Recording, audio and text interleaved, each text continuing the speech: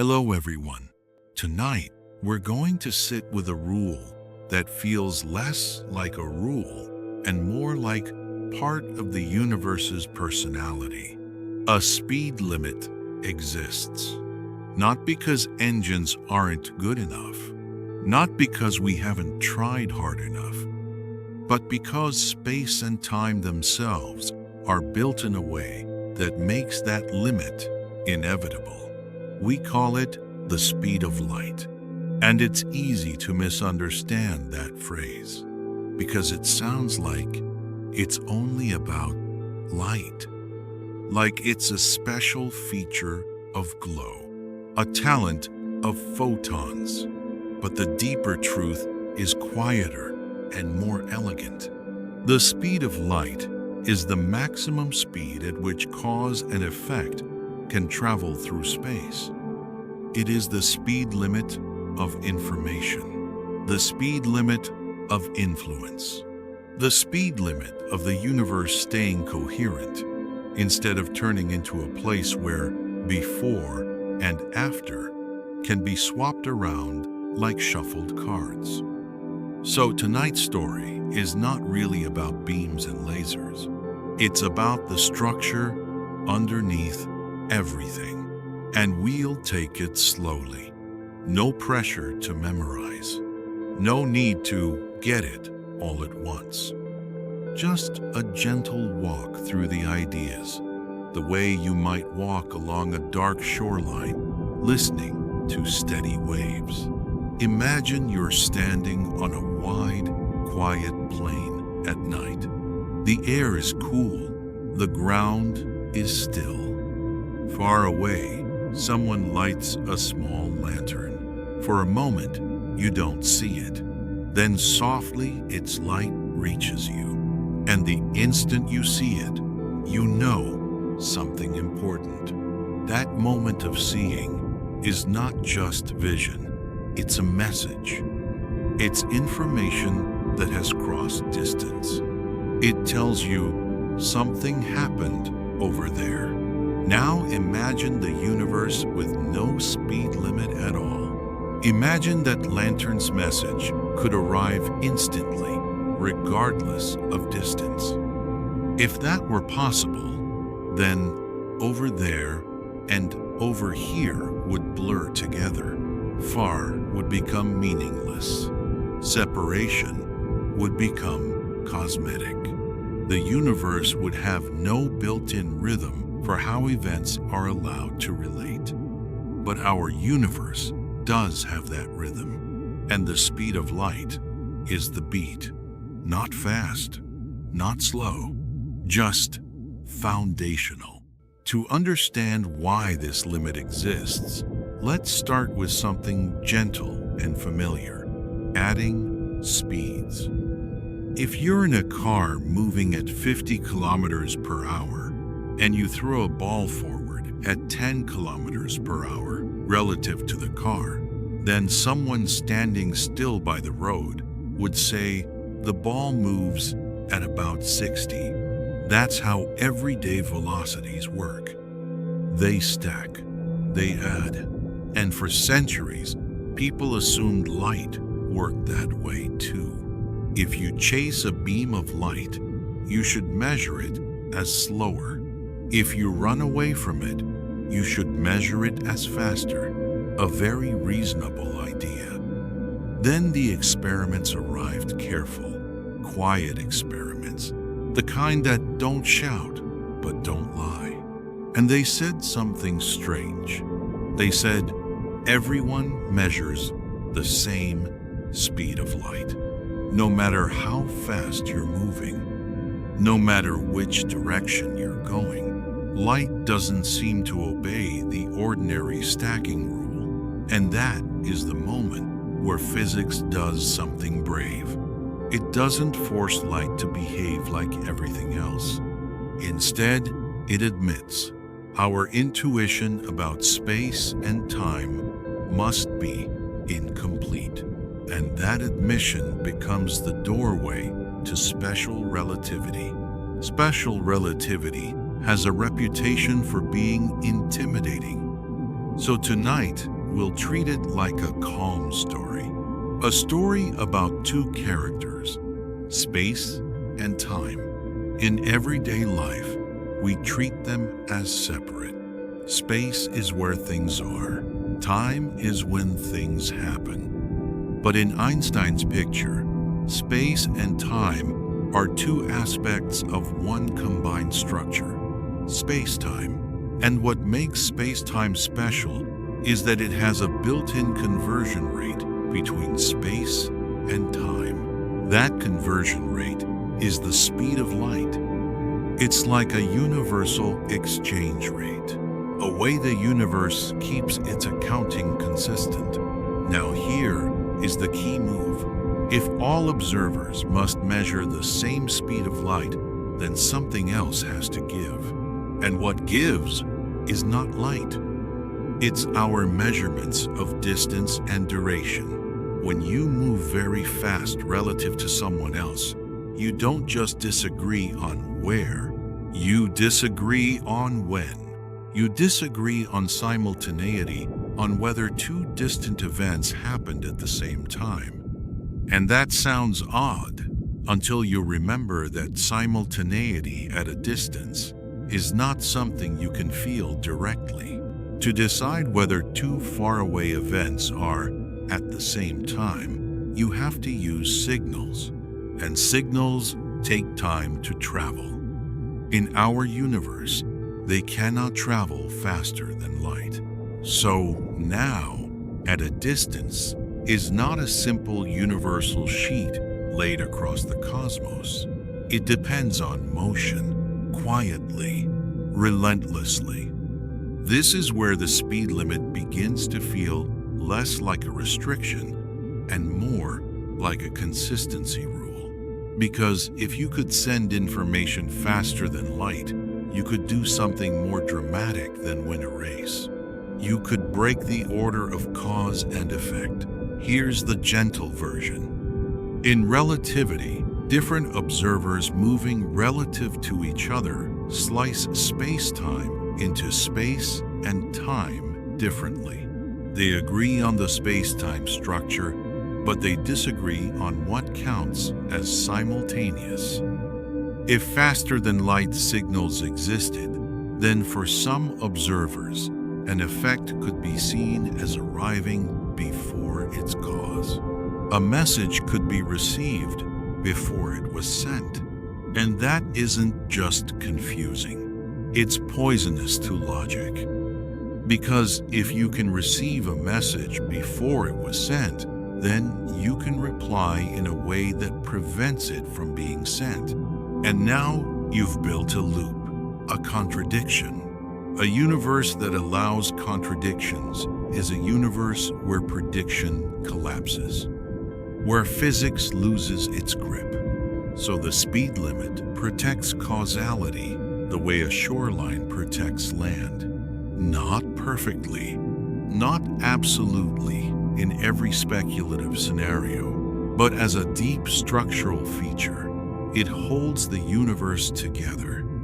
It keeps because pointing in one direction. Now we can ask the softer question. Why does moving faster than light require something impossible?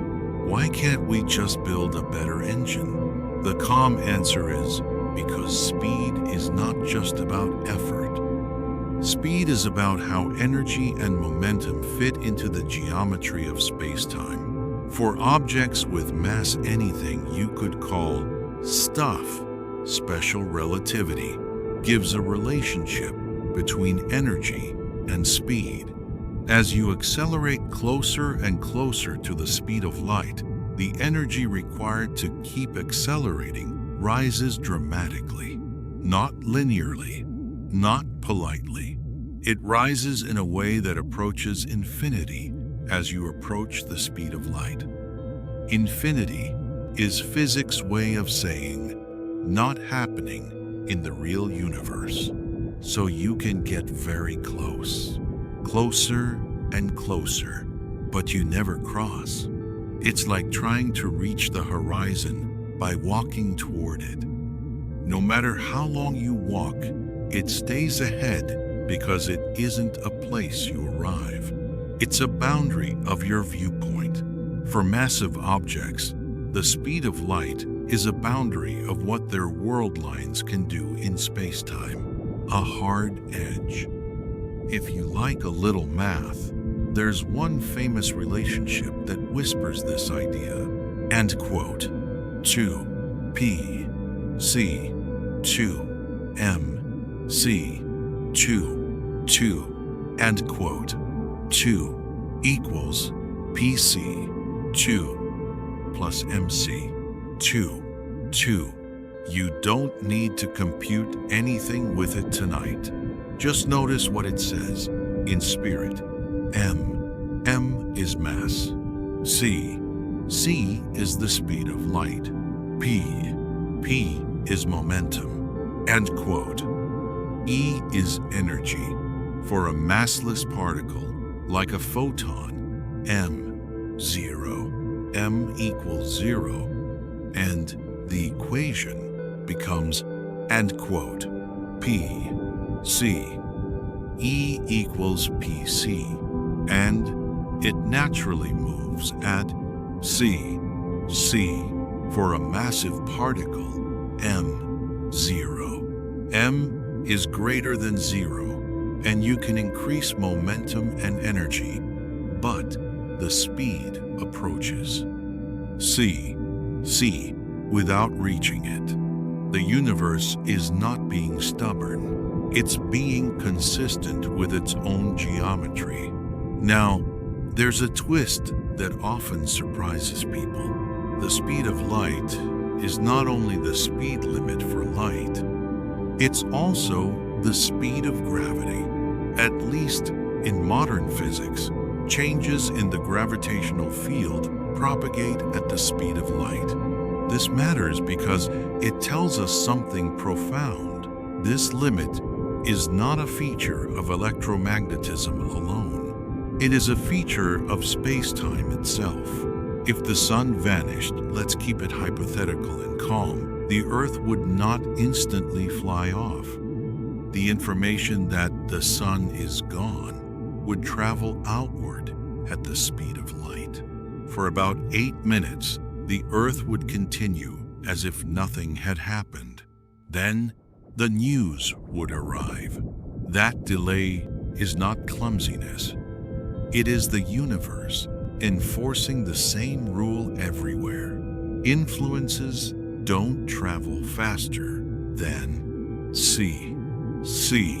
So, why is C what it is?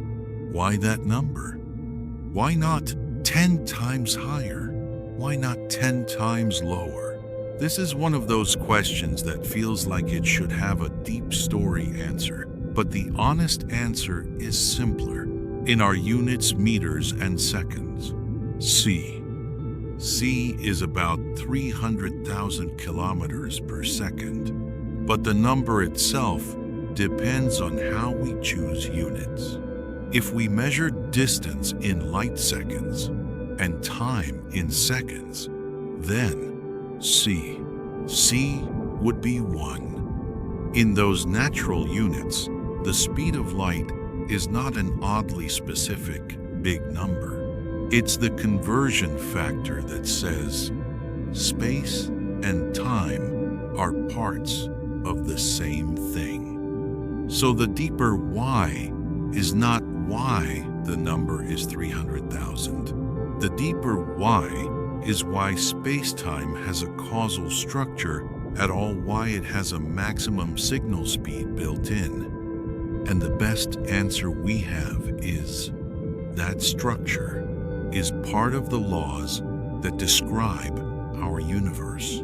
It's baked into the symmetries of nature. The rules are such that there is a single invariant speed, the same for all observers. And once you accept that the universe has an invariant speed, then the rest follows like dominoes. Time dilation, length contraction, relativity of simultaneity. and the impossibility for massive things of reaching or exceeding. See, let's make those dominoes feel more like a bedtime story. Imagine a long train moving smoothly through the night. Inside the train, everything feels normal. A cup of tea is still a cup of tea. A conversation is still a conversation. A clock on the wall ticks calmly. Now imagine a person sitting in the middle of the train flashes a small light upward to the ceiling. From the perspective of someone inside the train, the light travels straight up and down. Simple, but from the perspective of someone standing outside as the train passes, the light travels in a diagonal path because while the light moves upward, the train moves forward. Same light, different path. And since both observers must measure the same speed of light, the diagonal path being longer means that, for the outside observer, the light takes longer to reach the ceiling. And that is time dilation. Moving clocks tick more slowly relative to a stationary observer. Not because the clock is broken, because the geometry demands it. This is not philosophy. It's been measured with fast-moving particles and precise clocks. Time is flexible, not in a poetic way, in a measurable way. And the speed limit is tied to that flexibility. Now, there's a common misunderstanding that can make this whole topic feel like a contradiction. People hear nothing can travel faster than light, and then hear the universe is expanding faster than light. So which is it? The key is this. The speed limit applies to objects moving through space and to information traveling locally through space-time. But the expansion of the universe is not objects flying through space like shrapnel. It is space itself stretching. In general relativity, space-time can change. The distance between faraway galaxies can increase at an effective rate greater than c, not because anything locally breaks the speed limit, but because the metric, the way distances are defined, evolves. And crucially, you still can't use that cosmic expansion to send a controllable message faster than light to your neighbor. Local causality remains intact. So the universe is consistent. It can stretch, it can curve, it can evolve, but locally, influences still respect the causal structure. The speed limit is still guarding the door. Now, let's return to the human wish hiding under the physics. We want to go far. We want shortcuts. We want to see other stars without giving up a lifetime. So we ask, are there loopholes? There are ideas, and they are interesting, but they are not simple. One idea is the warp drive concept, where space compresses in front and expands behind. Another is wormholes, hypothetical tunnels through space-time. In some equations, these structures can exist. But when you try to make them physically real, they demand exotic conditions like negative energy densities beyond what we currently know how to produce or stabilize. And even if such structures existed, many analyses suggest they still threaten causality, and the universe may have ways of preventing them from being usable as time machines.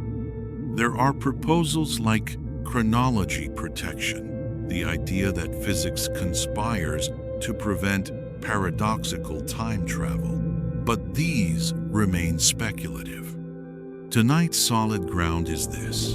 In all confirmed physics, local faster-than-light travel of matter or information does not occur, and the structure of relativity explains why. Let's also address another common confusion, softly. Sometimes people say, but quantum entanglement is faster than light. Entanglement does create correlations that appear instantly across distance, but it does not allow you to send a controllable message faster than light. You can't choose the outcome of a quantum measurement to encode information, so entanglement does not violate relativistic causality. It's strange, yes, but it's a different kind of strange. It doesn't let you text your friend on Proxima Centauri in real time. The cosmic speed limit for usable information remains unbroken. Now, here is a calmer and, in a way, more beautiful perspective. The speed limit is not primarily about motion. It is about what it means for events to be connected. In space-time, every event has a light cone. The light cone is the set of events that can be influenced by or can influence that event given the speed limit. The future light cone, what you can affect. The past light cone, what could have affected you. Everything outside, events that are elsewhere relative to you, not causally connected right now. This is not just an abstract diagram. It is the universe's rule book for connection, and the speed of light is the slope of those cones. It tells you how causality spreads. It tells you how the present can grow into the future. So, when we say you can't go faster than light, what we really mean is you can't move in such a way that your path leaves the region of space-time that keeps cause leading to effect. Because that would require stepping outside the causal structure itself. And our universe, as far as we can tell, does not permit that step for massive objects. Now, if you're listening to this as you fall asleep, you might wonder something practical. If we can't go faster than light, is interstellar travel hopeless? Not hopeless, just honest. Relativity has a gift hidden inside its strictness: time dilation. If you travel very close to the speed of light, your time passes more slowly relative to those who stay behind. So long journeys could feel shorter to the traveler. Decades might pass on Earth, while only years pass on the ship, depending on speed. This isn't a loophole to exceed. See. It's a reminder that the universe's rules come with unexpected shapes. The road is long, but time can stretch. Still, the energy requirements are enormous, and the engineering challenges are beyond current technology. But conceptually, relativistic travel allows the traveler's experience of time to be different without breaking the speed limit. Even the constraints have nuance. Let's tuck one more important point into the story, because it often gets overlooked. When you accelerate, you are not just changing speed, you are changing which events you consider simultaneous. Acceleration tilts your now through space-time. This is why faster-than-light signaling is so dangerous. Once different observers disagree on the order of distant events, a superluminal message can be rearranged into a causal loop from another frame. And that's the heart of it. The speed limit is not an arbitrary cap. It's the boundary that keeps time from folding into contradictions. Now, we can summarize the reasons softly, without turning it into a lecture. we can't travel faster than light because, first, the speed of light is the invariant speed built into space-time. It is the same for all observers. That single fact forces space and time to adjust time dilation, length contraction, and it defines causal structure. Second, for any object with mass, reaching c would require infinite energy. The closer you get, the more energy you need, without end. Third, allowing faster than light information would threaten causality. Different observers would disagree about event order in ways that allow paradoxes messages arriving before they are sent. And fourth, every confirmed experiment so far supports this structure. Relativity is not just elegant, it is tested again and again, quietly, relentlessly, in particle accelerators and GPS satellites and precision clocks. Even your phone navigates, partly because relativistic corrections are real. The universe enforces its limit so consistently that our technology must respect it. Now let's let the explanation drift into a calmer, more visual ending so your mind can rest. Imagine space-time as a dark, calm fabric, not a literal cloth, but a way of picturing relationships. Events are like points on that fabric, and information travels like ripples. In our universe, those ripples have a maximum slope. They cannot be arbitrarily steep. They cannot leap instantly across the fabric. They spread at a finite speed. And that finite speed is what makes the fabric behave like a fabric rather than a chaotic tangle. It's what makes cause and effect meaningful. It's what allows history to have an order. It's what allows the universe to be learnable. Because science itself depends on a stable relationship between events. If the universe allowed unrestricted, faster-than-light influence, then the notion of prediction would be shaky. Experiments would not have clean boundaries. Control would be ambiguous. The concept of after could be negotiated away by motion. But the universe, it seems, prefers clarity. It draws a line.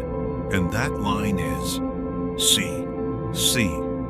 So when you hear nothing goes faster than light, you can hear it in a softer way. Not as a scolding, not as a barrier placed to frustrate explorers, but as a deep consistency condition, a promise the universe keeps. A promise that says events connect in orderly ways. A promise that says information has to travel, not teleport. A promise that says reality doesn't let you cheat causality. And perhaps, in an odd way, that promise is comforting, because it means the night sky is not only vast, it is also lawful. It has boundaries you can trust, even when you don't fully understand them. As you settle deeper into sleep, you might imagine that distant lantern on the plane again. Its light takes time to reach you. That delay is not a flaw. It's a feature. It's the universe giving distance its meaning. And as the lantern's glow finally arrives, it brings a quiet message. The cosmos is stitched together by rules. Gentle rules, firm rules, rules that keep the story of time moving forward. One cause, then the next. One ripple, then another. Always within the calm speed limit of space-time itself. And with that thought, you can let the question rest. Not solved forever, science is patient, but held securely for tonight.